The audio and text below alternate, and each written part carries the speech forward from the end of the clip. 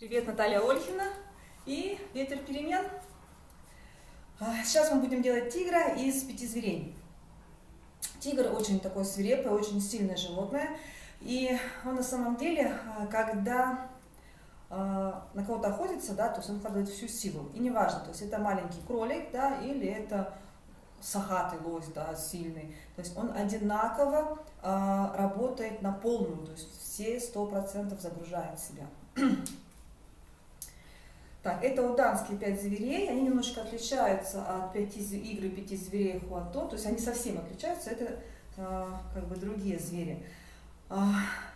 Ноги можно поставить на ширине плеч для новичков, да, те, кто уже давно занимается, можно пошире или остановиться в мабу.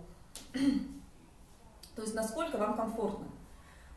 Становимся в мабу, голова тянется наверх, ноги в землю устремляются. Да? И начинаем, поднимаем руки и толкаем вперед, отталкиваясь от поясницы, толкаем руки вперед. Схватили кусок мяса и начинаем тянуть, тянуть, тянуть, тянуть, тянуть назад. Грудь выходит вперед.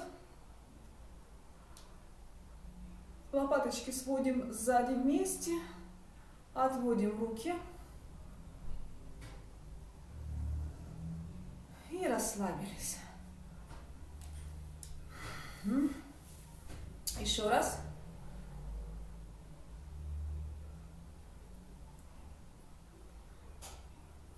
Пока мы тянем руки назад, а ноги одновременно, как будто бы между ними лежит газетка, и мы эту газетку ногами разрываем, а руки назад. То есть у нас все тело включается в работу. Расслабились. Итак, 5-10 раз. Все, до встречи.